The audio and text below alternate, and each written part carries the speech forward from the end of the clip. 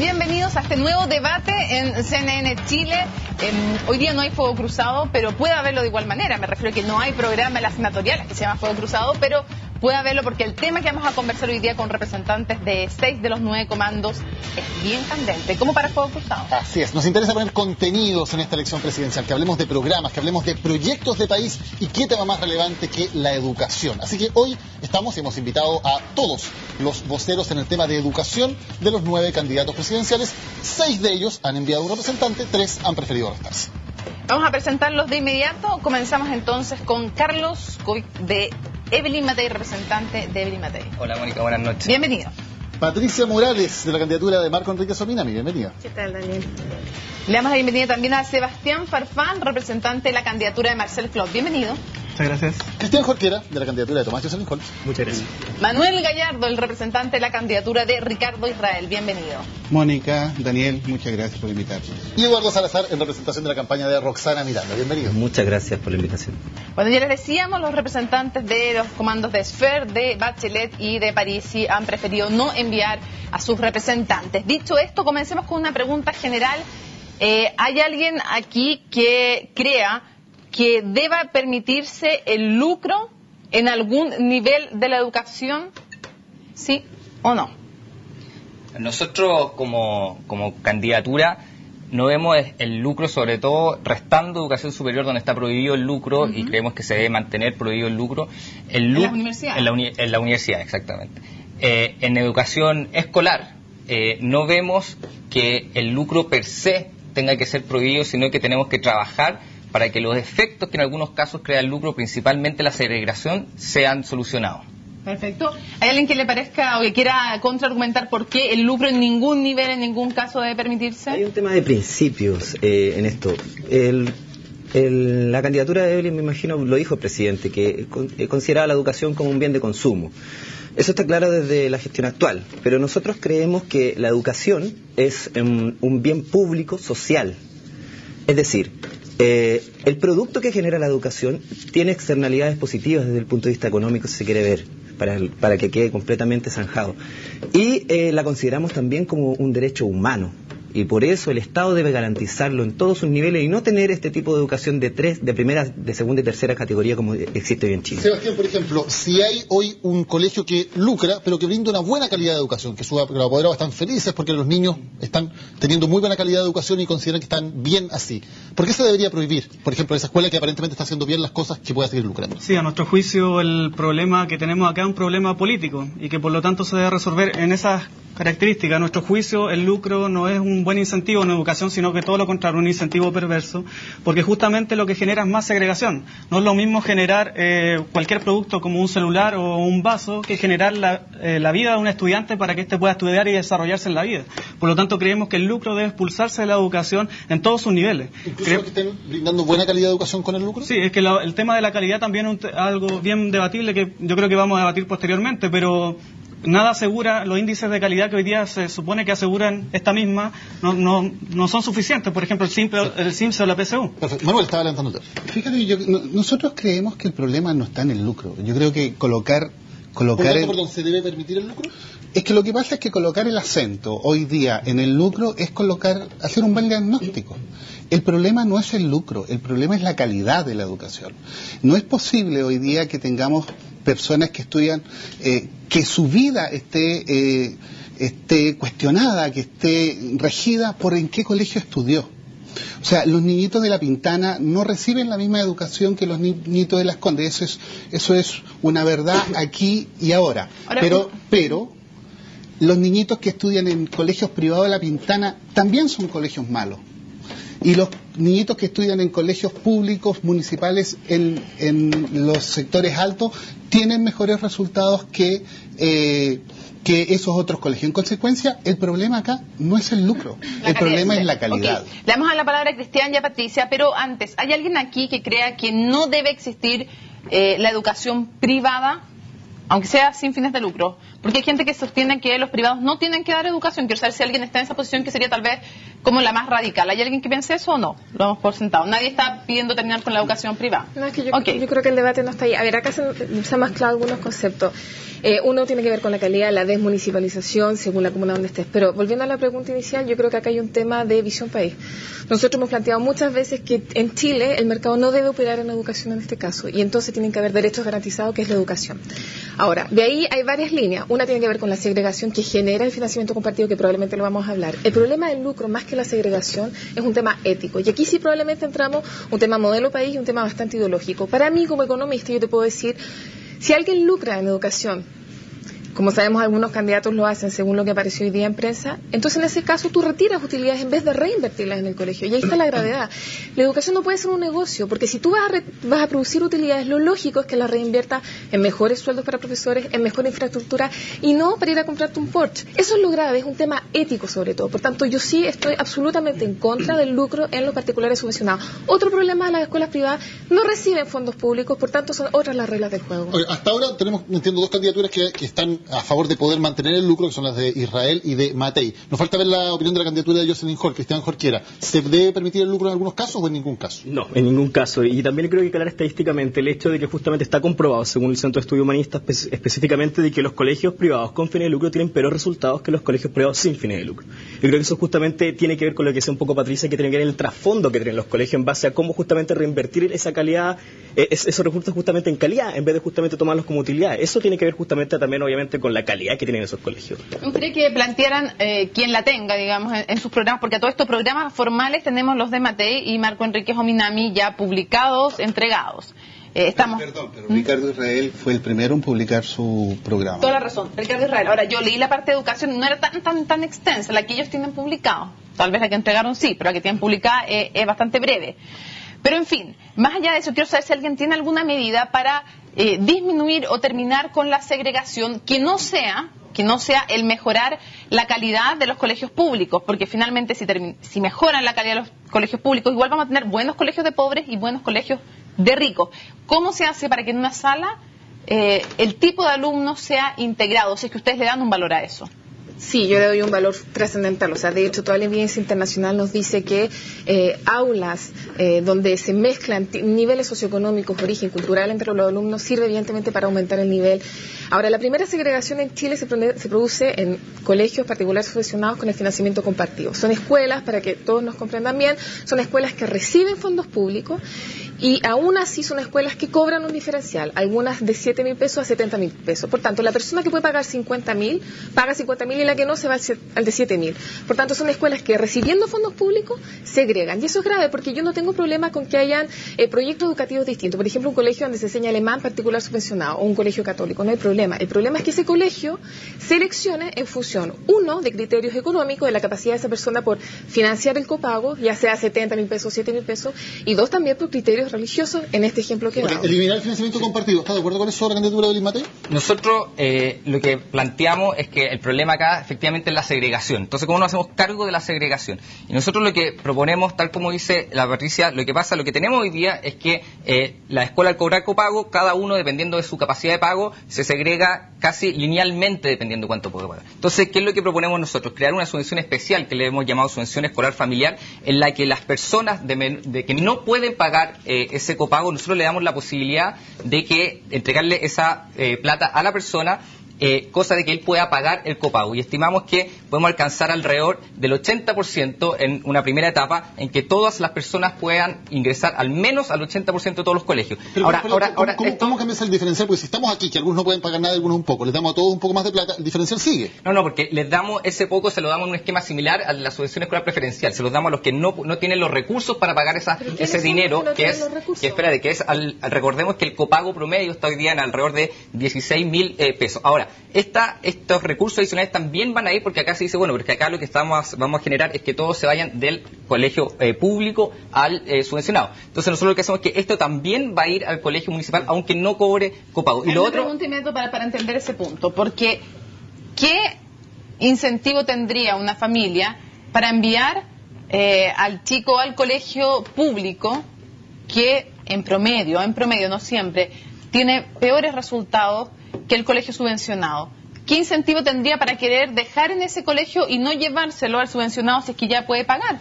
El incentivo de la familia para llevar al estudiante al colegio público versus el colegio subvencionado va a estar siempre dependiendo de la calidad que perciba en el colegio público. Entonces, por ende que nosotros tenemos otra serie de medidas que tienen que ver con fortalecer la educación pública como tal. Y entre que se implementen esas medidas y suba la calidad de la educación, ya van a tener las familias que muchos van a haber sacado a sus hijos de la educación pública. No es matar la educación pública. No, al revés. Nosotros tenemos una serie de medidas que tienen que ver con la desmunicipalización, por ejemplo, que tiene que ver con entregar a todas las 1000 escuelas públicas que están en sectores más vulnerables y más aislados, darle una subvención también especial. Entonces, esto no se hace como una medida aislada, sino que en paralelo con otras medidas justamente para permitir que la educación pública suba la calidad. Si la única forma que nosotros tenemos de que los padres lleven a sus hijos a la educación pública, que no sea negándole la posibilidad de ir a la educación privada, es mejorando la educación pública. Estamos preguntando por medidas concretas para eliminar o disminuir la segregación en Chile. El sistema escolar chileno es uno de los más segregados del mundo, según la OCDE. ¿Quién más tiene una medida concreta para eliminar la segregación? Nosotros tenemos una medida concreta porque no solamente existe esta segregación entre ricos y pobres. La verdad es que la candidatura de Ricardo Israel es una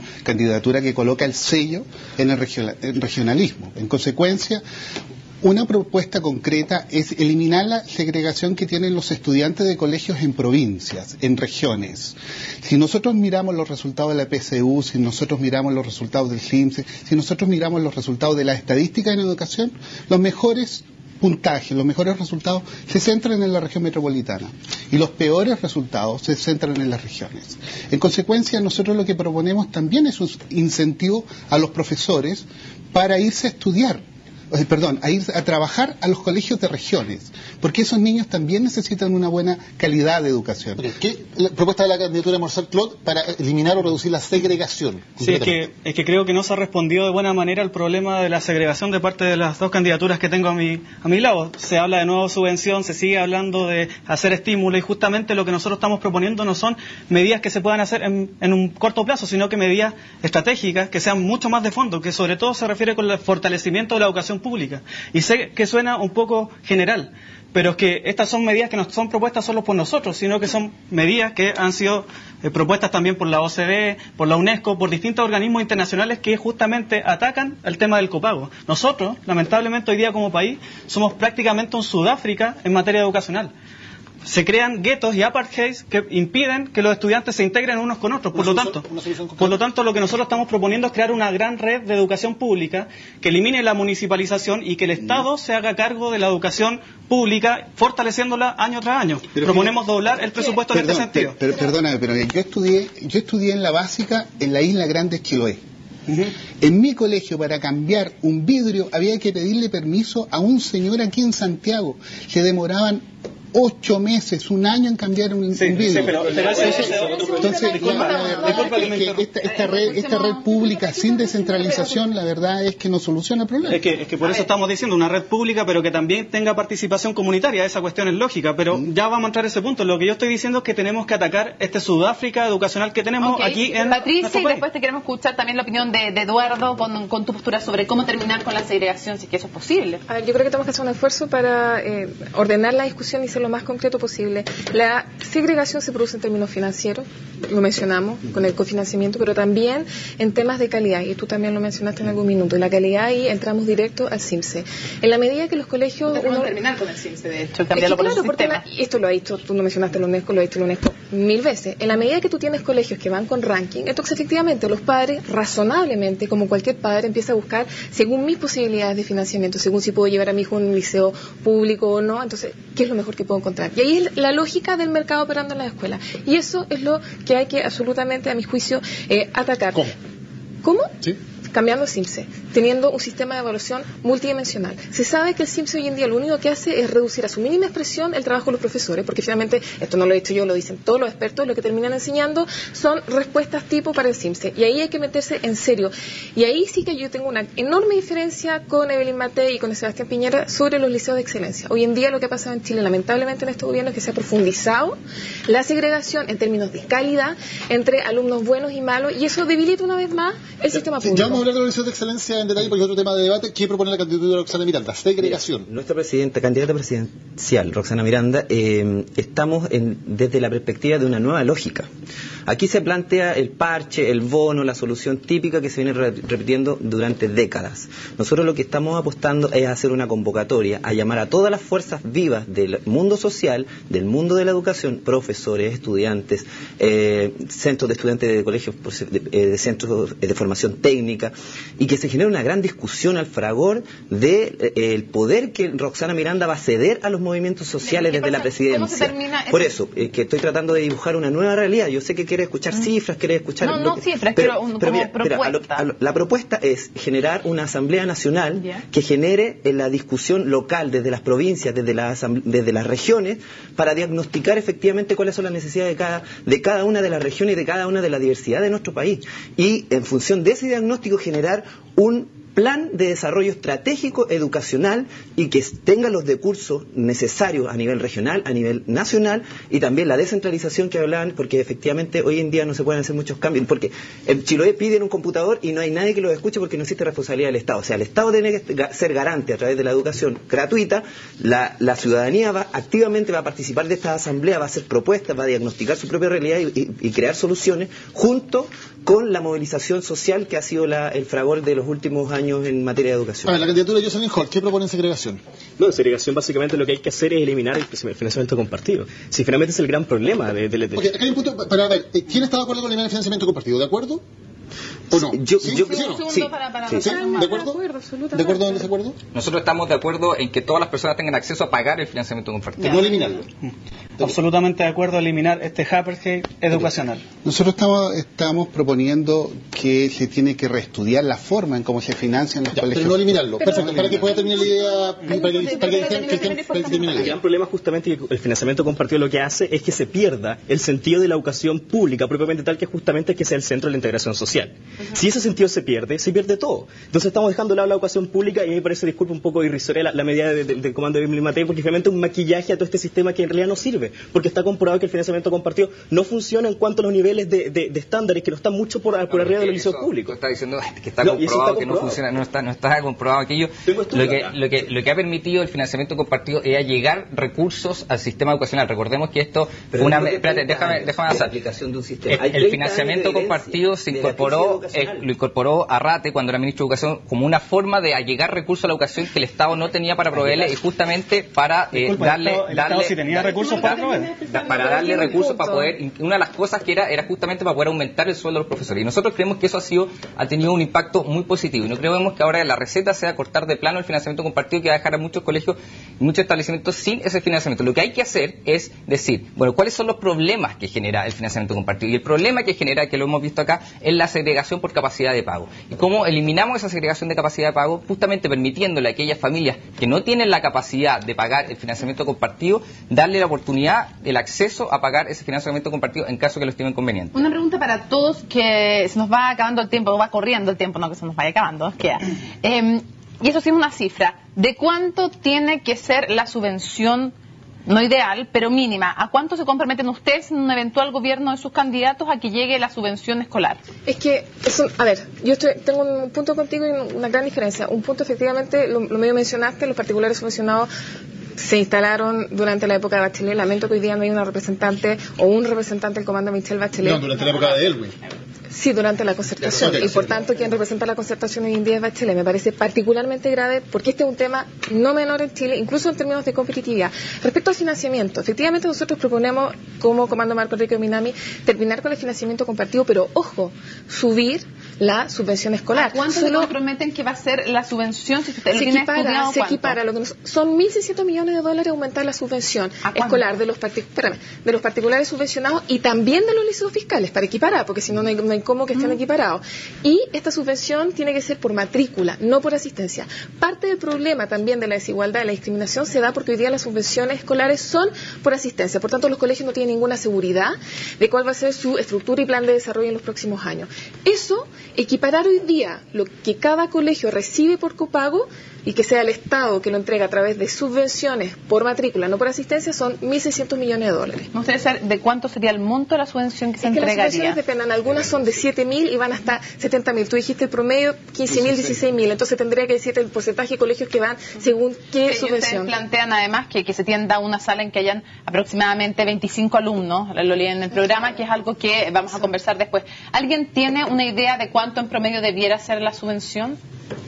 Es que la subvención depende Para de un colegio muchas municipal. cosas. Para un colegio Es que municipal. depende de muchas cosas, porque depende del tamaño, depende de la Por red de alumno, me atención. refiero, por alumno. No, lo que pasa es que además la subvención, recordemos que está ¿Por alumno? subdividida en muchas, o sea, una cosa es la subvención regular, después tiene la subvención escolar preferencial No, me por refiero a concentración. la subvención regular y no por concentración, ni por riesgo social, ni los niños con capacidades distintas. La subvención promedio, normal, ¿cuánto debe ser, creen ustedes, para que pueda competir un colegio público con uno privado? En que sabemos que la escolaridad llegan a, no sé, 400.000 pesos. Jimena, yo creo que esto es perdón, Mónica.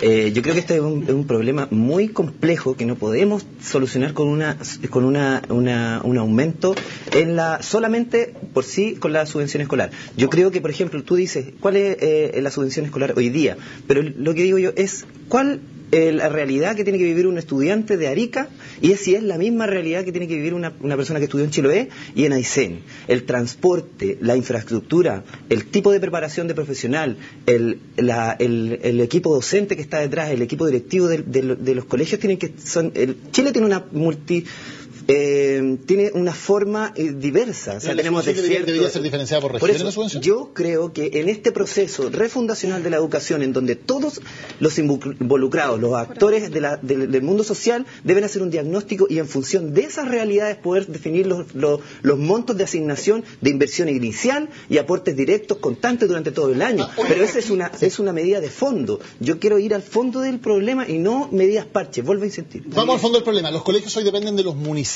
¿De quién en sí sus candidatos llegan a la presidencia? ¿De quién van a depender los colegios en Chile? Partamos por acá. En el caso de que gane Evelyn Matei, ¿van a seguir dependiendo de los municipios o hay otra medida? Vamos brevemente para alcanzar a hacer la ronda. Nosotros proponemos cambiar aquello y traspasarlo desde el municipio a las agencias locales de educación, que sean agencias sin fines de lucro con una vinculación directa con la comunidad local, autónomas, que tengan alto grado de autonomía y de accountability, que es lo que hoy día nos pasa. ¿Dependen de quiénes esas agencias? Son directorios que se conforman con representantes de la comunidad local.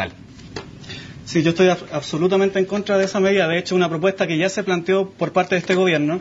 Y estas agencias locales, primero, son unos híbridos que no se sabe bien cuál va a ser su funcionamiento. En segundo lugar, no hay participación democrática. De hecho, uno de los miembros que propuso el gobierno de esos 5 era a través de elección democrática. ¿Qué proponen? Segundo, el directivo era más que un experto en pedagogía, era una especie de gerente. Por lo tanto, nosotros no hacemos parte de la propuesta que planteó el Colegio de Profesores de crear direcciones zonales que permitan una planificación zonal de la educación pública y a su vez también, aparte de lo zonal, una planificación regional. Todo esto a cargo del Ministerio de Educación directamente, que es también la propuesta que ha generado la ACES y la CONE. Quiero poner Ricardo Israel, ¿de quién tienen que depender los colegios públicos que hoy dependen de los municipios? Bueno, nosotros nos alegramos mucho que la candidatura de Evelyn Matei se haya leído nuestro programa.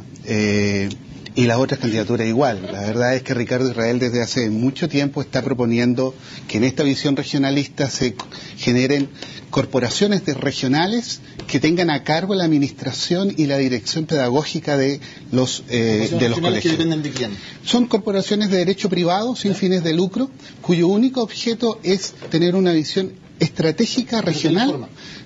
La comunidad organizada. ¿Dependen directo del ministerio? No, ¿O responden al municipio, a la intendencia, a la gobernación? No responden a nadie, responden solamente a la comunidad de la región. ¿Qué significa la comunidad? La comunidad de la organización significa básicamente las organizaciones vivas de la región, los empresarios de la región. ¿Quién decide si un colegio, si hay que cerrar o abrir un colegio? ¿Quién decidiría en ese marco si un colegio? ¿Quién aseguraría el bien público? El bien público lo asegura. No, básicamente lo asegura la dirección y el directorio de esta organización. ¿Conformado de qué manera? Todas las organizaciones vivas, juntas de vecinos, colegios de profesores, apoderados. Ok, pero cada uno plantea su punto de vista. Te escuchamos, A mí Patricia. eso me parece bastante temerario, temeroso más bien. La educación es un tema de Estado, es un derecho que debe garantizar el Estado. Por tanto, corresponde que el Ministerio de Educación sea quien define los lineamientos estratégicos en materia de educación. A nivel de gestión, a mí me parece que es evidente que la gestión debe ser descentralizada. Y si no es municipal, nosotros más bien estamos pensando en agencias regionales de administración, no de gestión, no me gusta la palabra, pero en el fondo agencias regionales que estén a cargo de coordinar, porque obviamente cada región tiene características propias. Nosotros en otro capítulo, que no viene el caso de explicar ahora, pero tenemos pensado también incorporar el respeto y vehicular también las culturas de pueblo originario. Por tanto, sí corresponde que haya una agencia regional que coordine, pero no los empresarios. No, esto es una materia de Estado, no es una materia de privado. Opinamos bastante similar en realidad a lo que dice Patricia. Yo creo que nosotros hacemos parte un poco de lo que propuso la CONES el año pasado en su compendio, mi ex organización. Entonces justamente hablamos sobre la Agencia Nacional de la Educación Pública, en realidad. Una agencia nacional de que pueda después subdividirse lo que son la Agencia Regional de Educación Pública y la Agencia Zonal de Educación Pública, básicamente. Eso es lo que nosotros proponemos. ¿Rosana Miranda? Sí, yo creo que... Rosana Miranda, A mucha honra.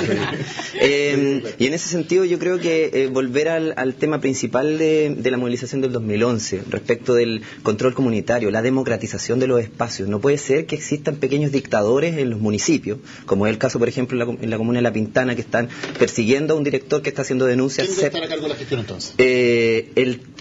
La persona que debe estar a cargo de la... no es persona, una persona. Yo creo que deben ser comités que se conformen de los actores que quieran estar involucrados en las decisiones comunitarias. Tanto centros de padres apoderados, los mismos estudiantes, desde la perspectiva de los estudiantes y los aportes que puedan hacer, los directivos del colegio, también agentes de desarrollo y promoción social del mismo territorio en donde está inserto, porque hay que reconocer que, vuelvo a insistir, Chile es plurinacional, existen distintas formas diversas de culturas que hay que ser respetadas. No podemos homogenizar a todos y dar una medida, una receta unitaria para todos los problemas en educación. Vamos a la primera pausa en este debate educacional con 6 de los 9 comandos presidenciales y ya estamos de regreso en CNN Chile.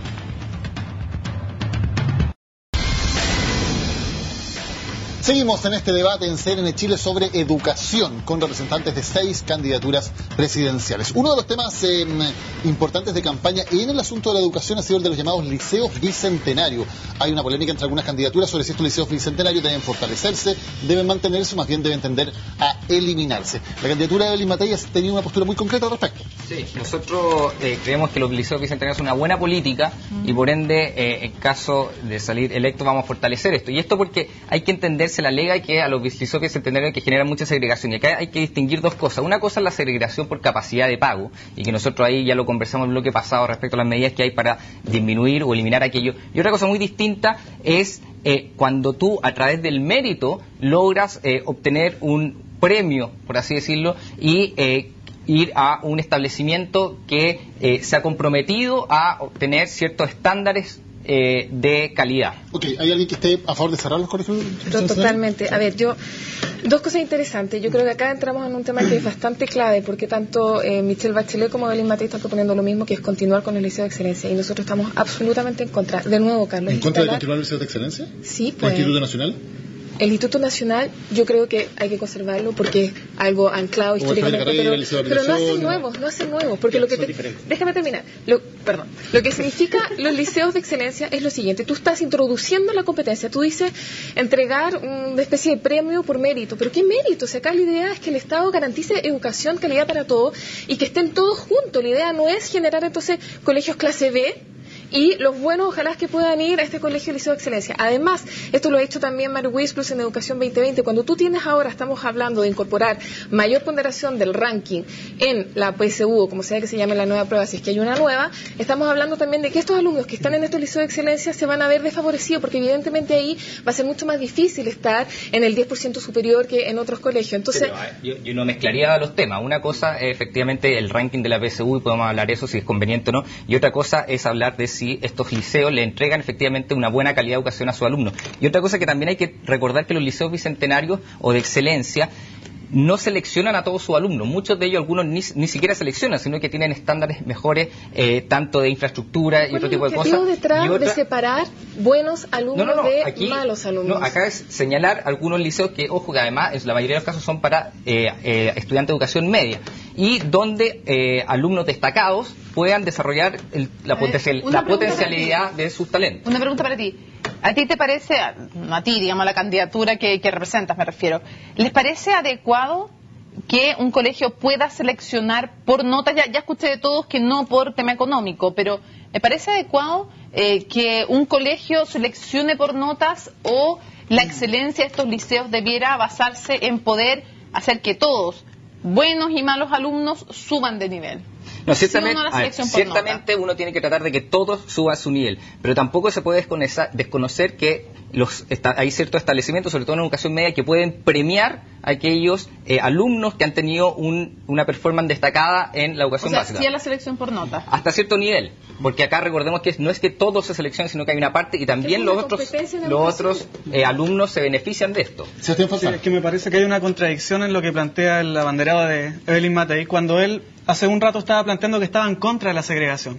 Pero justamente lo que hacen estos liceos de excelencia es una segregación, pero a nivel público. Una segregación de colegios a nivel público, con colegios para algunos privilegiados, pero sin embargo, un montón de otros colegios que no van a tener esos mismos criterios de excelencia. Nosotros lo que estamos proponiendo no es que existan liceos de excelencia como islas particulares, sino que la excelencia sea para todo el sistema público. Por lo tanto, a mí me parece que justamente lo que se está favoreciendo aquí es más segregación, pero ahora en el nivel público, y justamente estimular la competencia, cuando los que hemos estudiado pedagogía sabemos que en educación lo que de verdad sirve no es la competencia, sino que es la cooperación. En los ambientes cooperativos cuando más los chiquillos aprenden, y eso lo sabemos quienes estudiamos pedagogía. Por lo tanto, me parece una medida súper nefasta. Dejemos que responda porque lo vieron directamente, y después preguntamos al resto. Yo hice la aclaración al principio que una cosa es la segregación por capacidad de pago, que la discutimos en el bloque anterior, y otra cosa es premiar la meritocracia. O sea, yo no le veo nada de malo de que una persona, de que un estudiante que se esforzó mucho pueda acceder después a ir al Instituto Nacional. Es que está segregando, está volviendo a segregar, porque ahora van a quedar miles de estudiantes fuera de eso. Me gustaría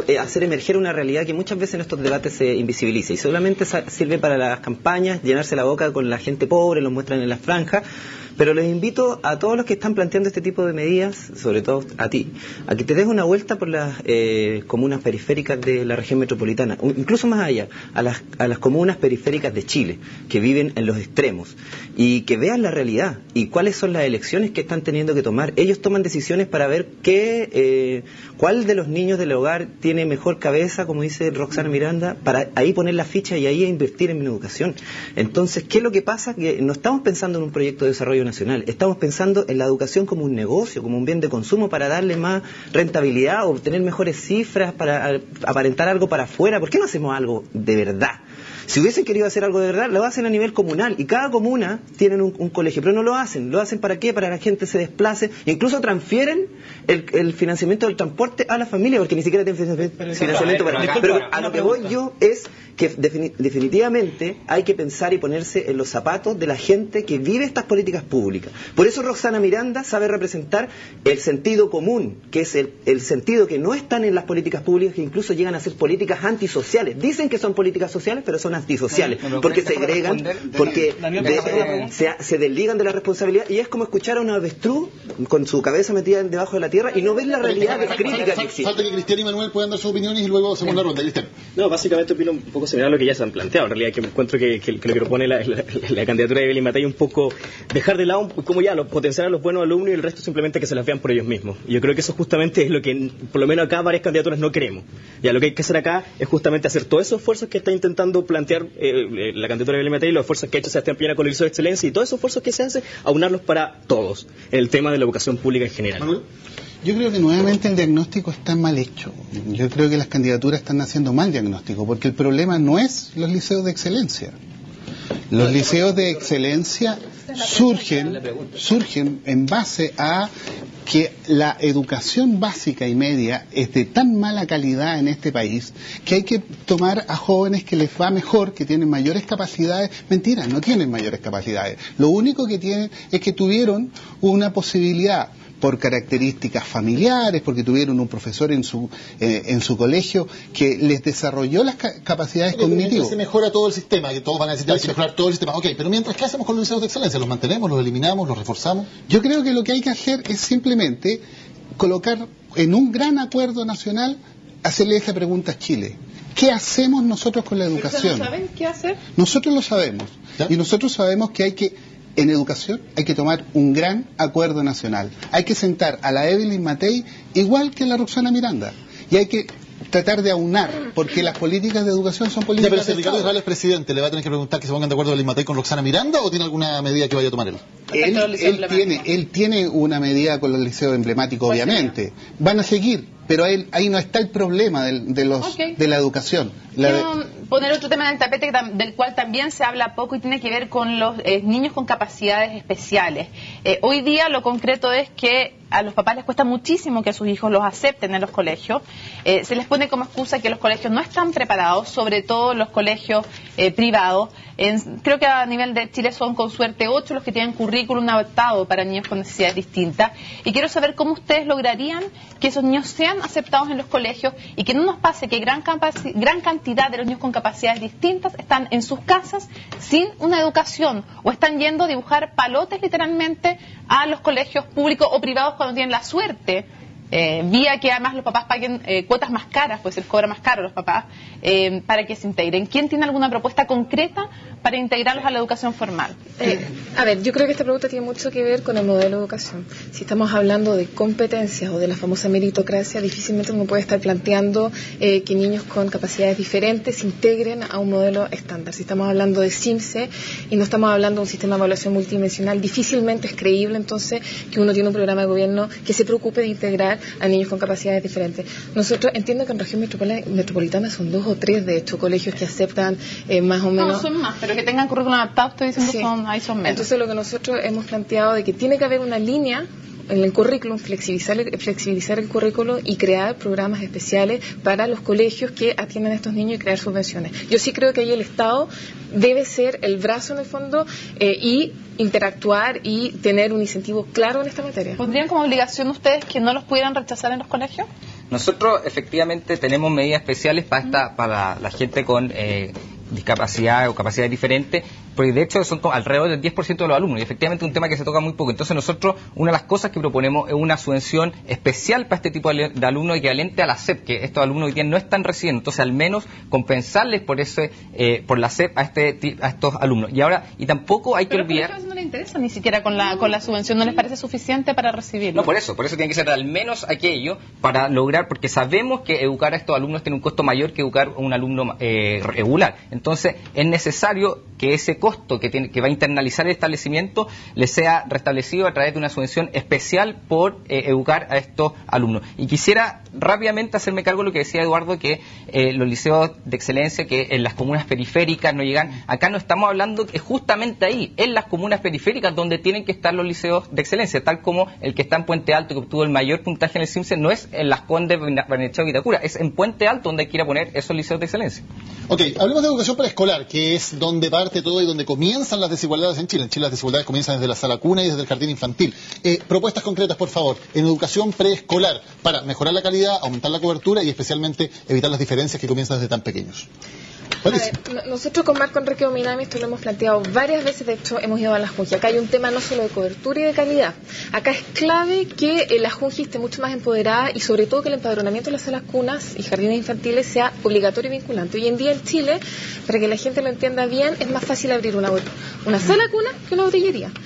Uno puede perfectamente abrir una sala cuna sin tener un empadronamiento, excepto cuando hay convenios con las empresas. Por tanto, no es solo un tema de aumentar la cobertura, sino que, insisto, el empadronamiento sea obligatorio y vinculante. Y luego, que se mejoren estos estándares de calidad. Por ejemplo, el ratio que nos indica cuántas tiendas tienen que haber por niño. Otro tema clave, a mi juicio, es... Para eso necesita más recursos, eso sí.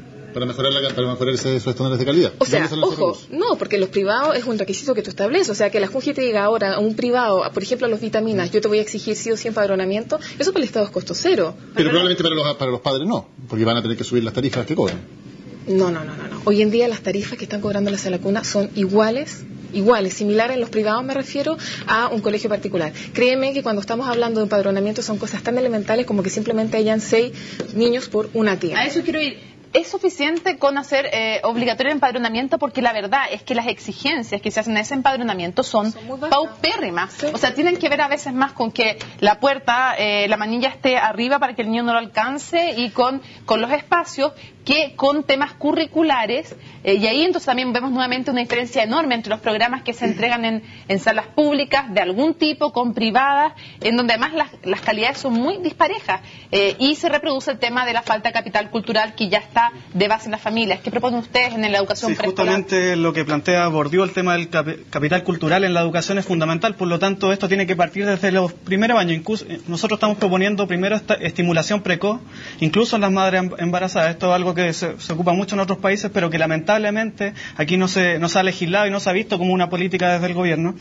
En segundo lugar, la cobertura también tiene que crecer. Es importante y en eso tiene que tener un rol protagónico el Estado, y creemos que ahí se tiene que fortalecer sobre todo a la Junge e Integra. Y en relación a lo que decías tú, en relación a los requisitos para abrir jardines infantiles, creemos que tienen que ser mucho más altos, y exigencias no solo de... Hoy día las exigencias que se piden son de infraestructura básicamente y condiciones sanitarias, y eso no puede ser. Por lo tanto son exigencias también de carácter pedagógica que son urgentes para los niños, y creemos que con eso nosotros vamos a poder avanzar también en equiparar un poco este tema del capital cultural, que es tan fundamental, y eso requiere medidas pedagógicas. Sí, mira, yo creo que esto de la educación no se tiene que ver como algo simple, es un proceso complejo, es un proceso multifactorial, y como tal debe tener una respuesta por parte de la sociedad multiprofesional, multidisciplinario. Y yo creo que el insertar duplas que se hagan cargo en los espacios pedagógicos en el aula, duplas profesionales que se complementen la pedagogía con lo social, con lo psicológico, generaría un diagnóstico mejor y una atención mucho más especializada respecto de los distintos problemas y fenómenos que se están generando en la sociedad actual. Y en ese sentido creo que se estaría enfocando el problema de educación en su complejidad más grande, en definitiva. Bueno, son varias medidas súper en realidad concretas. En primer lugar, obviamente, hay que hacer la obligatoriedad respecto, bueno, ya hubo un avance y eso creo que es valorable respecto a Sebastián Piñera en cuanto al kinder. Yo creo que también hay que hacer una obligatoriedad respecto al pre-kinder, la educación escolar a nivel en general, la educación preescolar. Unificar las instituciones públicas que entregan educación preescolar. El tema de la Junge Integra, están los jardines con financiamiento compartido, los jardines totalmente privados. Creo que existe una disparidad también respecto al tema de los recursos. Entonces hay que homogeneizar justamente el gasto. ¿Qué proponen? ¿Fusionar Junge con Integra? Sí. ¿Estatizar los jardines privados? ¿Cuál es la propuesta? No, o sea, siempre se tiene que dejar la competencia privada. ¿Ya? Lo que sí se propone justamente es poder unificar Junge con Integra, y de esa forma también homogeneizar un poco lo que son el financiamiento de gasto por niño respecto a cada uno. Existe una diferencia abismante, existe entre 30.000 y 70.000 pesos, y los Junge Integra entre 160.000 pesos. ¿Cómo se homogeneiza? Porque evidentemente los jardines privados van a seguir cobrando más caro que la subvención que pueden entregar los jardines públicos. Claro, por eso hay que aumentar justamente y de esa manera homogeneizar el gasto que entrega el Estado hacia cada uno de los niños en los jardines públicos. ¿Alguien tiene propuestas también respecto de quienes trabajan y quienes están formando a nuestros niños? Porque hay una diferencia súper importante entre lo que se paga una parvularia y lo que se paga a otro docente en aula, y aparte en la formación que tienen ellos. Y nosotros proponemos una revisión de los programas formativos en las universidades e institutos profesionales. Hoy día las educadoras de párvulos se forman tanto en las universidades como en los institutos profesionales. Esos programas académicos formativos son sumamente dispares. Y si bien es cierto, existe la libertad de cátedra hoy, no es menos cierto que para ejercer una profesión, cuando tenemos programas tan abiertos, deben haber conocimientos mínimos, y para eso nosotros proponemos, para las educadoras de párvulo, como para todas las profesiones, rendir una prueba de habilitación profesional. Es decir, que una vez que tú estudies en una universidad o en un instituto profesional una profesión cualquiera, para ejercerla tú tienes que rendir una prueba y aprobarlo. Si no lo apruebas, tu institución que te formó se tiene que hacer cargo de ti. ¿Te gusta más, Carlos, José Sebastián? Sí, nosotros también, Evelyn Mateo, una de las primeras propuestas que planteó era igualar el salario de las educadoras de párvulo respecto al resto de los profesores. Y hay otro tema que es súper relevante, que tiene que ver con la sala cuna. Hoy día la sala cuna solamente las hijas o las niñas de madres que trabajan en establecimientos con empresas con más de 20 trabajadoras, mujeres, pueden acceder se le exige que tengan sala cuna a la empresa. Nosotros, Evelyn Matei trabajó arduamente en el proyecto de ley que se envió al Congreso y que extiende esto a todas las trabajadoras, o sea que sean todas las trabajadoras, independiente de cuántas trabajadores tenga la empresa, las que puedan acceder a esto. Y yo aquí valoro que el énfasis se ponga en la calidad, porque efectivamente yo creo que lo que necesitamos avanzar en tema preescolar es justamente la calidad, y lamento que no esté ningún representante de la candidatura de Michelle Bachelet, que dentro de sus 50 medidas proponía, para los primeros 100 días, proponía aumentar 4.500 nuevas salas cuna, que es duplicar lo que hay actualmente, sin ningún foco de calidad. O sea, los problemas que ya hemos tenido de este rápido auge en que se crean elefantes blancos para llenar el número, es decir, tenemos una sala cuna más, se van a repetir en los próximos 4 años. ¿Escuchamos, Sebastián? Sí, que me preocupaba la propuesta que dijo nuestro amigo acá acerca de las pruebas estandarizadas. Las pruebas estandarizadas justamente han demostrado un enorme fracaso, porque los colegios, en primer lugar, por ejemplo el SIMS, los colegios ¿qué hacen? Cuando tienen el SIMS se preparan exclusivamente para que el niño le vaya bien en el SIMS. Desarrollar pruebas estandarizadas, por ejemplo en el caso de la prueba inicia para los profesores también corre un tremendo riesgo. Yo que estudié pedagogía lo sé, porque prácticamente las carreras ahora se están amoldando para rendir esa única prueba. Y ahora usted propone esto para la educación parvularia. Me parece que las pruebas estandarizadas no sirven. Creo que lo que sí tenemos que hacer es no medir con una medida tan draconiana, sino a mitad de carrera medir esas pruebas y después ver los resultados, pero no como una prueba que inhabilite a un profesional. ¿Y cómo tú vas a medir cualquier resultado? Hay que tener algún tipo de evaluación. Por eso es lo que nosotros estamos planteando. Lo que la prueba de habilitación profesional permite es básicamente que las instituciones de educación superior empiecen a invertir de verdad en la formación de sus profesionales. Mira, nosotros lo que estamos diciendo es que las pruebas no sean habilitantes en ese sentido. Me parece que eso no ayuda en realidad a la calidad de la educación. Lo que sí podría ayudar es que se hagan mediciones, pero a lo largo de toda la carrera, porque la educación, por sobre todo, es más allá de un dato, es un proceso. Es un proceso. Bueno, ¿tú qué reaccionar a esto? Yo estoy en desacuerdo con eso, porque en todo caso lo importante acá es revisar el sistema de acreditación y cómo nos aseguramos que todas las universidades sean de calidad. ¿Qué interés? Imagínate el impacto que tiene, que finalmente tú haces una prueba y te das cuenta que el 80% no tiene las aptitudes. ¿Y qué haces con esos profesionales? ¿Qué haces con esos estudiantes recién egresados? Por tanto, acá, pero no ex post. Acá lo que corresponde es que el Estado establezca una regulación suficientemente adecuada para garantizar la calidad.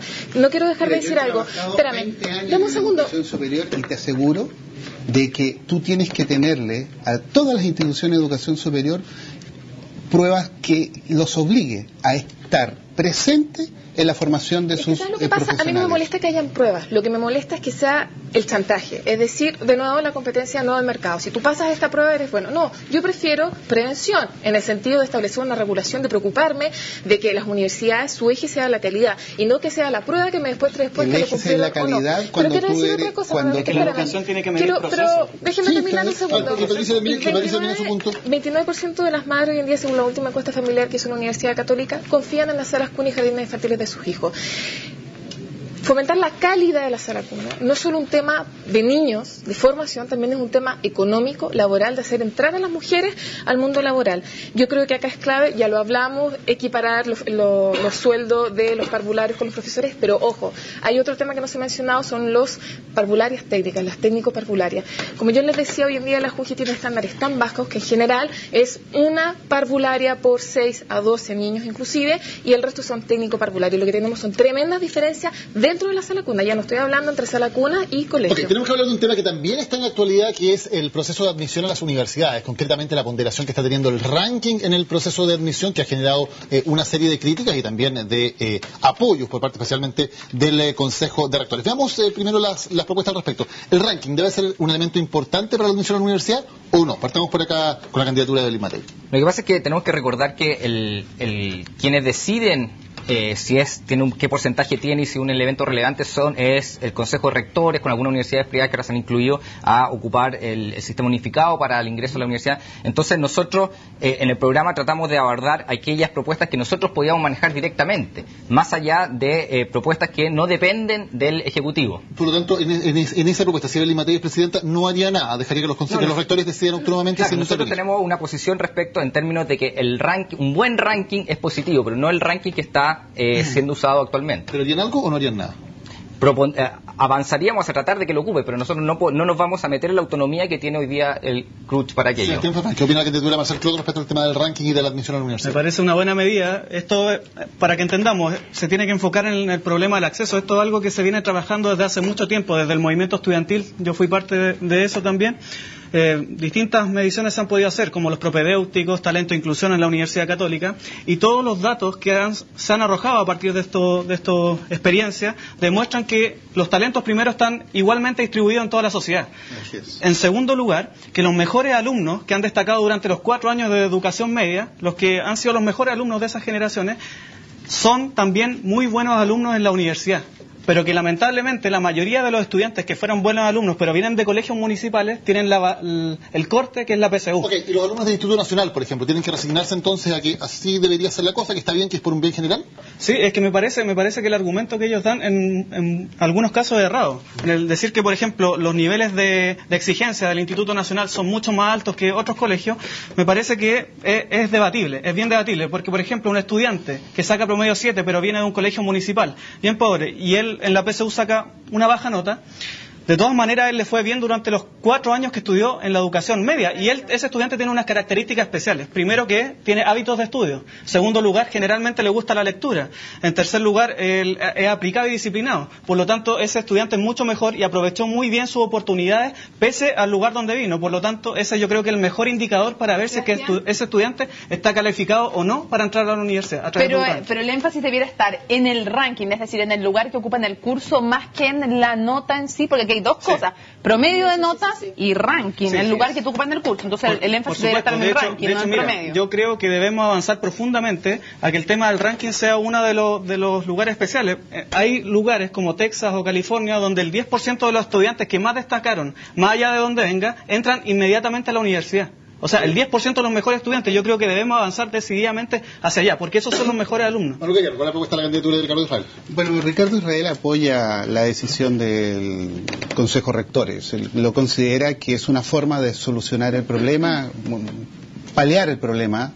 No es una solución de fondo, pero por lo menos el problema se... ¿Hay alguien que esté de acuerdo entonces con las críticas que han hecho los alumnos del Instituto Nacional y los directores de colegios emblemáticos, o nadie considera... Más que eso, yo en realidad quisiera darle un pequeño mensaje a la gente del CRUCH, es verdad, que tuviera un poco de seriedad con estos temas, en el sentido de que me parece un poco entendible las críticas que se hacen, porque justamente es lógico pensar de que se le está cambiando la regla del juego a los muchachos que están en cuarto medio a 3 meses a dar la PSU. Yo creo que esa es una falta de respeto que fue una falencia que tuvo el CRUCH al momento de implementar el ranking ahora, sin meditarlo de manera apropiada. Pero disculpa, esto se viene meditando desde hace mucho tiempo. Estos planes, Francisco Javier Gil los vienen trabajando hace mucho tiempo, la USACH y la Universidad Católica. Hoy día el rector de la Universidad Católica se ha comprometido decididamente. Y cambiar las reglas del juego, o sea, quiere decir que el estudiante en realidad no se preparó muy bien para dar la...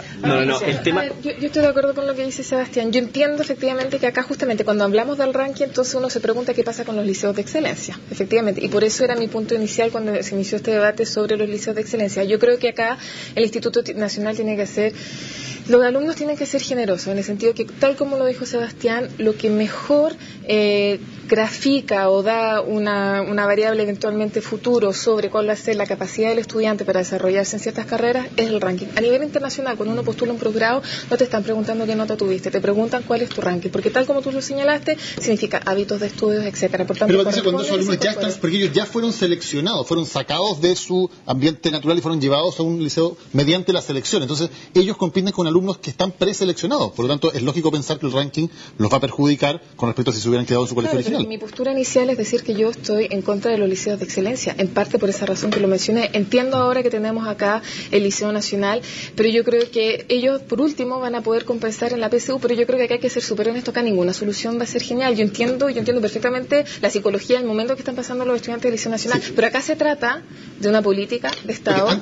Antes de darle la palabra a Eduardo, Cristian quería acotar algo al respecto. Yo creo que justamente se entiende que los alumnos del Nacional tienen que tener justamente un poco de generosidad y todo ese aspecto, pero el problema es que esta es una política a largo plazo, básicamente, pero ¿qué pasa con lo que ya está? O sea, yo entiendo que una política a largo plazo que tiene que verse cómo resulta y todo el asunto, pero los alumnos que están en cuarto medio no se les puede solucionar el problema ahora, y hay que buscarle una solución, y lamentablemente no ha querido hacer eco en realidad el CRUCH. Eduardo, la candidatura de Roxana Miranda. No estoy de acuerdo con lo que dice mi compañero, porque el final, ¿qué es lo que es primero, el huevo o la gallina? O sea, ¿cuándo empezamos a tomar decisiones? Y en ese sentido sentido una señal también del Consejo de Rectores de tener autonomía. Menos mal que están con la autonomía suficiente para poder desarrollarla y tomar las decisiones, porque mencionó el comando de la Evelyn Matei que no tienen atribuciones sobre la universidad. Y bueno es eso, que se tomen decisiones académicas y no políticas desde estos espacios. Y lo que quería decir es que esto del 2011, como dice Sebastián, viene levantándose del movimiento estudiantil, también se incluyó dentro del petitorio, y universidades como la UTEM, como otras más, han desarrollado esto con responsabilidad. Ahora, si los colegios no lo han percibido y no han hecho el diagnóstico de la educación está en crisis, y el Ministerio, y el Consejo Rector está tomando determinaciones, bueno, a ese problema de... Nos vamos a la pausa y ya vamos a seguir conversando sobre hartos temas más, por ejemplo, universidad gratis para todos. Pregunta contestamos al regreso. Estamos de vuelta en el debate de educación de CNN Chile con representantes de 6 candidaturas presidenciales. Hemos hablado de educación preescolar, educación escolar, diferencial. Vamos a hablar de lo que ocurre con la educación superior y concretamente partamos por un debate que también se ha abierto con el movimiento estudiantil. Universidad gratis. ¿Debe ser gratis para todos, en todas las universidades o no? Vamos a ver una respuesta. A ver, partamos por acá. Absolutamente debe ser gratuita. ¿Por qué? Porque ¿Para todos en todas las universidades, para incluidas todos, las privadas? Mira, es que la decisión tiene que ser estructural. Nosotros hablamos de una nueva constitución porque se tiene que olvidar esta estructura añeja que viene desde la dictadura. Y en ese sentido, la gratuidad está conectada directamente con el tema del lucro que hablamos al principio en el debate. ¿Por qué? ¿Qué es lo que pasa si la apuesta de la derecha es mantener la segregación, es el arancel diferenciado? ¿Por qué? Porque así mantienen los niveles de los aranceles de la universidad. Es decir, es descabellado pensar que una universidad cueste más de 3 millones de pesos en se formara un profesional. O sea, ya está bien los materiales, la infraestructura, etcétera, pero esa cantidad de millones de pesos es el tercer negocio más lucrativo que existe en Chile. Y eso tienen que protegerlo con una coraza que es irse en contra del financiamiento de toda la educación. ¿Por qué? La educación es un derecho humano, un bien público y social. Y como tal, eso debe estar garantizado para todos los chilenos como un principio. Y así nosotros justificamos cómo vamos a financiar eso a través de la renacionalización de los recursos naturales, a través de esas medidas vamos a poder financiar... Para poner un ejemplo práctico, para que la gente lo entienda, los alumnos de la Universidad de los Andes o de la Universidad Adolfo Ibáñez, ¿debe ser pagada esa matrícula, esa colegiatura por el Estado? No, la Universidad de los Andes debe estar suscrita a un nuevo sistema que va a estar constituido por la discusión que nosotros vamos a generar en este encuentro nacional de todas las fuerzas sociales. Va a seguir siendo privada y no va a ser financiada en el sentido de los que quieran asistir a esa universidad, que lo hagan y pagan los 6 millones de pesos para poder estudiar. No todas las universidades. En ese sentido, nosotros creemos que el Estado debe garantizar la educación gratuita de calidad en todos sus niveles para todos los chilenos. Pero en universidades estatales. En universidades las privadas siguen cobrando igual, entonces. A ver, sí, es que creo que hay que diferenciar. Creo, primero, que la educación universitaria tiene que ser gratuita y garantizada por el Estado. Chile ha firmado muchos acuerdos internacionales sobre esta materia y no ha cumplido ninguno. Nosotros en 2011, de hecho, proponíamos una demanda internacional, una querella internacional al Estado chileno por no haber cumplido un montón de pactos, entre ellos la Declaración de Derechos Humanos. Pero creemos que la educación privada que se mantenga, primero, no tiene que tener fines de lucro y en segundo, tiene que tener un rol público. Para eso es necesario, por lo tanto, rediscutir acerca del rol público que nosotros consideremos para la educación superior, y eso que esté enfocado sobre todo hacia el desarrollo nacional de nuestro país. Una pregunta respecto a lo que tú planteas. La universidad privada, quien quiera seguir, quisiera tener fines de lucro, no podría porque por ley no puede, pero el Centro de Formación Técnica o Instituto Profesional, por ejemplo, que quisiera seguir teniendo fines de lucro, ¿habría que cerrarlo o ese no recibiría el financiamiento del Estado? Sí, es que recordemos que por ley no se puede lucrar en educación superior. Los Centros de Formación Técnica y Instituto Profesional sí. Claro, el tema es que nosotros establecimos al comienzo de este debate que para nosotros el lucro tenía que estar fuera de la educación en todos sus niveles. Por lo tanto, nosotros creemos que, claro, esos tendrían que cerrarse porque es distinto. Pero ahí estudian los más pobres. Pero por eso mismo nosotros estamos proponiendo que no es solo que la educación sea gratuita bajo este esquema de educación, sino que es obligatorio que la cobertura de la educación estatal y pública también crezca. Okay. Manuel, tenías una discrepancia con lo que se estaba diciendo en torno a si tiene que ser pagada por el Estado la educación en todas las universidades, todos los institutos. Sí, la verdad es que nosotros creemos que la educación debe ser gratuita hasta el 70%. Los primeros 7 deciles deben recibir una educación gratuita. El octavo y noveno decil deben recibir créditos que les permitan, otorgados por el Estado, y el 10º decil, los más ricos de este país tienen que pagar. Ahora, perdón, es que no quiero poner un punto cuando hablamos del 10% más rico de Chile. Estamos hablando, según la última CACEN, de 1.400.000 por hogar. Por lo tanto, eso quiere decir que familias de 4 integrantes, por ejemplo, tendrían que gastarse de repente 400.000 pesos y se quedarían con bastante poco dinero para solventar. Es más, podrían gastarse más de la mitad de su sueldo en la universidad si es que no se lo dan gratis. El 10º decil son los más ricos, no estamos hablando de... 1.400.000 para arriba. Ahí comienza el corte. Mira, si tú revisas... Ahí comienza el corte. El 80% de los chilenos tienen un ingreso autónomo inferior a 350.000 pesos. O sea, cuando tú estás hablando del 70% de cobertura, estás dejando afuera ese 10% que sabemos gana... que gana menos de 3... Sí, pero créditos con aval del Estado. Es que volvemos al tema, ¿cuál es el rol del Estado acá? Y voy a simplemente, voy a aprovechar de decir cuál es la propuesta que tenemos con Marco Enrique Ominami. El Estado debe cumplir su función, que es garantizar educación pública, gratuita y de calidad. Eso, a nivel universitario, significa garantizar la gratuidad de las universidades estatales, públicas y republicanas. Nosotros no tenemos un problema que hayan proyectos educativos, por ejemplo, como la Los Andes, vinculado al Opus Dei, ok. Pero a mí lo que me preocupa es que el Estado garantice presencia a lo largo del país de universidades estatales. Centros de formación técnica gratuitos, lo mismo. Pero entonces los de los Andes no tienen derecho a gratuidad. O sea, ¿hay ciudadanos de primera y segunda categoría? Para nada. Cualquier chileno. ¿Cuál es la propuesta? Te la acabo de mencionar. Todos los chilenos tienen que tener la posibilidad de acceder a una universidad gratuita, pública, laica, republicana. Y hoy día eso no pasa. Pero es que si yo quiero elegir una universidad con un proyecto educativo, en este caso, muy Opus Dei, ok, pero eso no es el rol del Estado. El Estado no puede estar financiando proyectos educativos asociados a algún tipo de religión. El Estado se tiene que encargar de asegurar la existencia de universidades laicas republicanas gratuitas. Y lo mismo con los centros de formación técnica. Hoy lo que pasa en la práctica es que la gran mayoría de estudiantes de clase media o de menores recursos quedan admitidos precisamente en universidades privadas, en institutos profesionales, en centros de formación técnica. ¿Cuál es la propuesta para ellos, por ejemplo, de Cristian? Mira, en realidad el problema que a mí me causa el tema de la educación gratuita es justamente el que tú nombras, es que se deja de lado a los muchachos de las universidades privadas, los FT y los institutos profesionales, y son justamente los que decía el representante de Ricardo Israel, los estudiantes más pobres. Y eso genera una problemática. Porque, claro, perfecto, yo creo que hay una política a largo plazo de tal forma que todos pueden entrar a la educación pública. Pero ¿qué pasa mientras tanto? ¿Qué pasa mientras tanto? Hay otra medida. Y la primera medida es tener arancel diferenciado. Nosotros hemos planteado que las universidades privadas, nadie debiese pagar más de un tercio del ingreso autónomo. Eso como medida básica. Y luego, aquí hay que reconocer un punto. Sebastián Piñera bajó el interés de los créditos con aval del Estado y a mi juicio debiese ser crédito blando. Porque si eso es con aval del Estado no hay ninguna razón para que sea 2%. Rol que debiese cumplir el Banco del Estado, que debiese ser un banco en este sentido, que se preocupe de las pymes, pero también de la educación y no bancos comerciales. Es muchísimo más integral. Cuando yo menciono que el Estado debe garantizar, es porque ese es el principio rector y básico. Pero es evidente que hoy en día también necesitamos centros de formación técnica públicos y gratuitos.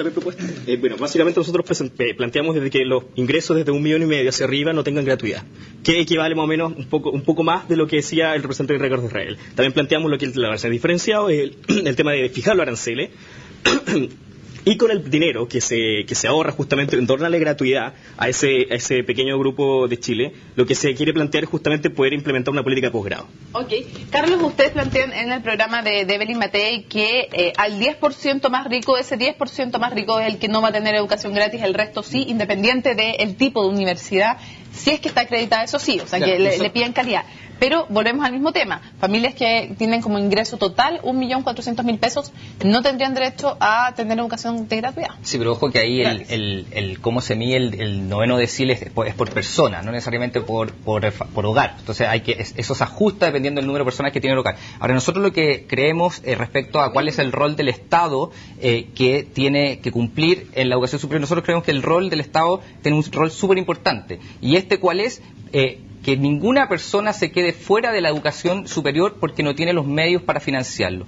¿Y qué proponemos para ello? Becas hasta el 60% de la población, y para el resto este crédito con aval del Estado al 2%, que se bajó del 6 al 2%, pero más importante que incluso la tasa de cuánto es que este crédito sea contingente al ingreso. O sea, ¿qué quiere decir esto? Que la persona cuando sale nunca va a pagar más del 10% de su sueldo en pagar el crédito. Esto permite que la mochila financiera, por así decirlo, nunca se transforme en una cosa inabordable para la persona que tiene el crédito. Y esto también tiene que ser ajustado con aranceles de referencia que tomen en consideración cuál es el bien público que genera la universidad, y el resto nosotros proponemos que la diferencia entre el arancel real y el arancel de referencia sea financiado por la institución en las mismas condiciones que la ofrece el Estado. Y por último, señalar que aquí lo que se recibió del gobierno de Sebastián Piñera era una discriminación impresentable respecto a que habían un grupo de personas privilegiadas, que eran las que estudiaban normalmente en el CRUCH, que tenían acceso al fondo solidario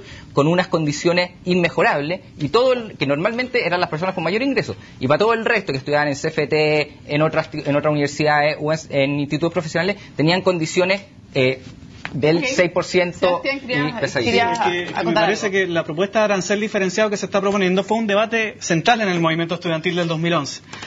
Justamente lo que se está haciendo con que paguen los ricos es que los ricos sigan ganando, o sea, que los Luxi, los Angelini, los Mates se vean beneficiados. ¿Por qué? Porque nuestra propuesta de educación gratuita siempre fue de la mano con una reforma progresiva a nivel tributario. Iba de la mano siempre con eso. Esto quiere decir que a Luxich, ¿qué le conviene más? ¿Pagar un arancel o una reforma tributaria? Obviamente le conviene mucho más. No, le conviene mucho más pagar un arancel que comprometerse con una reforma tributaria. Lo que nosotros proponemos es que la educación gratuita va de la mano necesariamente con una reforma tributaria que afecta a nivel impositivo a los grandes empresarios, y que estos se hagan cargo no de su hijo, sino de 200.000 hijos de todos los chilenos. Bien, pero ¿por qué no pedirles la reforma tributaria y además que paguen sus universidades, digo yo, para, por ejemplo, esos fondos que se van a destinar a una universidad gratis, destinarlos a aumentar aún más, por ejemplo, la subvención o a preescolar? Los fondos que se reúnen por aranceles van a ser marginales en comparación a una reforma tributaria de verdad, pero es un tema político que habíamos discutido. Es un tema conceptual. Lo que yo considero es que esto es un derecho del estudiante, no es un derecho de los padres. El niño nunca es rico, bueno, eventualmente irá a heredades si estamos hablando de los Luxi, bien por él, pero acá este es un derecho del niño. Y la reforma tributaria lo que permite es eso. Oye, le cuesta mucho más a Luxi pagar un aumento de reforma tributaria, le duele mucho más que pagar el arancel. Por tanto, para mí esa es la solución. ¿Eduardo? Sí, yo creo que esto viene de un tema histórico de la República, en su inicio. A lo largo de la historia, siempre el empresariado, la oligarquía, la fuerza económicamente dominante, siempre ha desplazado a las clases más populares, a las clases trabajadoras de los espacios de educación, porque la educación libera, lo sabemos.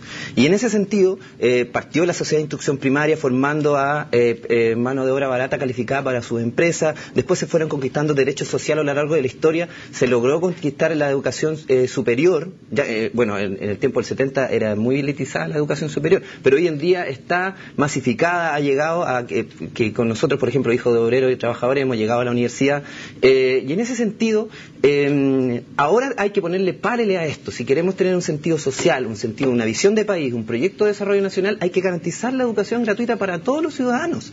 Ese es un principio y por eso tiene la fortaleza que ha logrado sobrevivir a todos los embates de la derecha y de la derecha encubierta, que es la concertación también. Hay un debate acerca de quién debe brindar educación superior. Hablamos de universidades, institutos profesionales, centros de formación técnica. En los últimos 30 años todo el aumento de la oferta ha venido de manos de los privados y ha permitido efectivamente que muchísimos más chilenos puedan tener acceso a la educación superior que antes no la tenían. Cristian, partamos contigo. ¿Debe seguir esto? ¿Deben seguir fomentándose que los privados sean quienes entreguen mayor oferta de educación superior, o el Estado debe también abrir nuevas universidades o nuevos institutos? No. Lo que hay que hacer justamente es permitir la competencia entre privados y entre lo público. Pero lo que sí hay que impulsar claramente es aumentar la matrícula de la educación pública, por lo menos un 20% más dentro de los próximos 4 años. ¿Las universidades o las mismas que existen? Efectivamente, hay que crear las universidades regionales primero en las 2 regiones donde no las hay, en primera instancia. Segundo, primero, eso sí, hay que también hacer unas reparaciones. Por ejemplo, eliminar qué hace una facultad de la Universidad de Valparaíso en San Fernando. O sea, eliminar esas fallas que existen. O sea, hay que ir viendo esas situaciones temáticas, ir justamente ampliando la cobertura y la capacidad de las universidades públicas que ya existen. Centros de formación técnica también, porque, por ejemplo, la candidatura de Marco Enrique Jomindami habla de crear 4 centros de formación técnica. ¿Ustedes también creen que deben crearse centros de formación técnica estatales? Efectivamente, por lo menos las 3 grandes ciudades, para comenzar, por lo menos centros de formación técnica hay que hacerlo. Sí, es que primero desmitificar algo. Siempre se habla de la cobertura y como que fuera el milagro solo económico de Chile que permitió altos niveles de cobertura. Esto es un fenómeno mundial, que incluso en Cuba hemos visto disparados los niveles de cobertura, y eso que es un sistema totalmente distinto al nuestro. Esto es un fenómeno mundial. En Chile tenemos aproximadamente 1 millón de estudiantes ya en la educación superior. 1.171.000. Claro, aproximadamente lo redondeo en 1 millón. De esos, el 70% aproximadamente va a institutos privados. El 30% es lo que queda de educación pública. Obviamente lo que hay que hacer y lo urgente es fortalecer la educación pública, y en esto la estatal. El desmembramiento, yo vengo de la Universidad de Valparaíso, el desmembramiento de nuestra universidad es algo terrible. Nosotros no tenemos lugares dignos donde estudiar, estudiamos en casitas, no tenemos a veces ni baños, no tenemos data. Es un problema grave que se ve en el aporte del Estado hacia la universidad. ¿Es algo absolutamente grave? ¿O crees que deben ser los privados los que brinden educación superior? A ver, lo primero que hay que establecer si se necesitan más instituciones de educación superior. Recordemos, tal como decían acá, ya estamos en casi 1.200.000 estudiantes de educación superior y la tasa de natalidad está bajando, entonces estamos llegando a un nivel que hay que estudiar si efectivamente se requieren más instituciones o ya estamos más o menos en el tope y después vamos a empezar a decaer. Pero más allá de quién, lo importante es la calidad que entrega el establecimiento. Y ahí efectivamente yo creo que también cuando hablamos de educación superior nos tendemos a hablar de universidades y qué regiones tienen que tener universidades y qué universidades tiene que crear el Estado, y no nos enfocamos en donde estudian normalmente los más vulnerables, que son justamente los centros de formación técnica y los institutos profesionales, que ahí yo creo que es donde debiésemos poner el foco. ¿Pero proponen que el Estado cree alguna nueva universidad o instituto o no? Por ahora no. Ok, perfecto, Manuel. Bueno, en el programa Ricardo Israel se propone la creación de 3 nuevas universidades estatales. Ricardo hizo toda su educación en universidades, en la educación pública, y él tiene un compromiso con la educación pública. Queremos crear una universidad dependiente del Estado en la región de Los Ríos, en Aysén y en Rancagua. Los Ríos está la Universidad Austral, por ejemplo. Pero no es una universidad estatal. ¿Quieren hacerle competencia estatal a la Universidad Austral? Es una universidad privada ¿Sí? que pertenece al Consejo de Rectores, pero no es una universidad estatal. Las universidades del Estado deben cumplir en las regiones un rol preponderante en el desarrollo estratégico. Y adicionalmente las universidades del Estado deben ayudar a conformar ciudadanos. En consecuencia, pero para terminar el argumento, y adicionalmente a eso nosotros también queremos o proponemos en el programa dar solución al problema de los centros de formación técnica. Tenemos alrededor de 77 centros de formación técnica en el país, y estos centros de formación técnica, muchos de ellos no están acreditados, y sin embargo muchos de ahí se reciben a la gente más humilde. Hay que ayudar a que esos centros de formación técnica Yo estoy en desacuerdo con lo que mencionó Cristian sobre la competencia. Yo creo que acá justamente de eso se trata. No se trata, las universidades no son un supermercado, uno no elige detergente más o menos. Acá es un proceso de formación, por tanto yo creo que hay que erradicar la competencia de la educación. Creo que hay que hablar de acreditaciones. Hoy en día existen muchísimas universidades, ni siquiera podemos hablar de competir entre sí porque no hay sistema de acreditación. Yo estoy a favor de crear nuevas universidades públicas, pero además creo que eventualmente el Estado sí podría hacerse cargo de ciertas universidades públicas a condición de que esas universidades cumplan con un nuevo sistema de acreditación. Y lo digo en titulares. Nosotros hemos propuesto acreditación en 3 niveles: pregrado, posgrado y líneas de investigación y extensión, y que cada universidad en un plazo de 10 años tenga que desarrollar líneas de investigación, porque eso hace que esa universidad sea mucho más sostenible, densa, que genere una formación realmente adecuada y que el Estado pueda pensar eventualmente en absorberlo. ¿El rol del Estado en crear oferta en la educación? Yo creo que la primera, lo estábamos hablando, salió por ahí el tema, vuelvo a insistir en este encuentro que nosotros queremos propiciar, de todo el mundo social y del mundo de la educación. Al fragor de la nueva constitución que queremos redactar, ya estamos redactando con Roxana Miranda, es la definición de lo público, del rol del Estado en sentido público. Se hablaba de la Universidad Austral, hay universidades privadas que tienen una definición en esencia que le dan un sentido que se iguala mucho a las universidades estatales, y en ese sentido, en esa definición podríamos dejar patente cuáles son las universidades que cumplen con ese perfil, y esa discusión debe ser en el seno de la sociedad con los actores involucrados, sin presiones políticas. Respecto a las políticas en concreto, una red nacional de institutos profesionales a lo largo del país. Previamente hay que aplicar una prueba de formación, cómo están formando los institutos profesionales. No puede ser que estén dando formación sin acreditarse. Y preuniversitarios populares. Los preuniversitarios populares deben ser financiados y deben ser extendidos, porque no puede ser que la mala calidad de la educación permite un negocio, un nicho de negocio a grandes empresas que incluso tienen una universidad. El Pedro Valdivia creó su universidad y es la futura Universidad del Mar. Ya más está el tema que los chicos que estudian en liceos técnicos, si quieren ir a la universidad, están súper complicados para poder ir. Ahora, en un esfuerzo máximo de síntesis, una pregunta para todos, porque nos quedan un par de minutos. Me gustaría que dijeran, para ustedes, el nombre del país que para ustedes es un buen ejemplo de modelo educativo, ¿y por qué? Un titular muy breve. ¿Qué país y por qué? Comenzamos contigo, Eduardo. Yo creo que Chile tiene su propio ejemplo de lucha y nuestra memoria histórica tenemos que recuperarla. Tenemos experiencias de educación, experiencias de poder popular y todo eso yo creo que debe servir para poder generar un nuevo Estado que defina nuevamente lo que es la educación. Cristian, ¿algún país que te parezca importante como referente y por qué? Finlandia, tan fácil porque allá ser profesor es casi o igual o mejor, ¿no?, que ser ingeniero. Patricia. Dos cosas. Finlandia, pero no tanto por lo que mencionaste tú, sino por los sistemas de evaluación. Ellos han desarrollado sistemas de evaluación multidimensional e incluso, en general, el profesor es el que evalúa automáticamente, no hay un control central y funciona mucho mejor. Bélgica tiene colegios similares a los particulares subvencionados, con proyectos educativos distintos, algunos religiosos y tal, sin financiamiento compartido, con financiamiento estatales, sin discriminación y funciona muy bien. Carlos.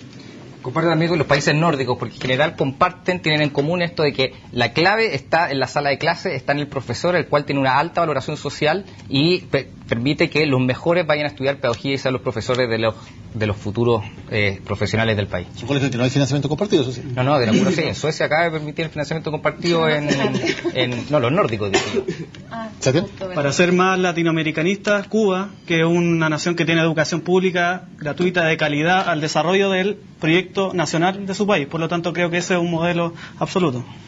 ¿Un modelo para que tú replicarías en Chile? No lo replicaría como calco y copia, obviamente, con las especificidades de nuestro país, pero es un modelo que mundialmente es reconocido por su buena educación. Manuel. Bueno, no tiene gracia ser el último, ¿no? Pero Finlandia y los países nórdicos creo que son un buen... Finlandia y los países nórdicos son buenos ejemplos, ¿no? Muchas gracias a todos por habernos acompañado en este debate. En CNN Chile queremos ir poniendo los temas más relevantes en esta discusión programática sobre las candidaturas presidenciales, darle contenido a esta campaña para que ustedes puedan votar más informados. Y tranquilos que el miércoles sí viene Fuego Cruzado, siguen las senatoriales en CNN Chile. Ustedes saben qué está pasando, lo están viendo aquí. Gracias. CNN Prime, con Matilde Burgos, viene ahora. Así es.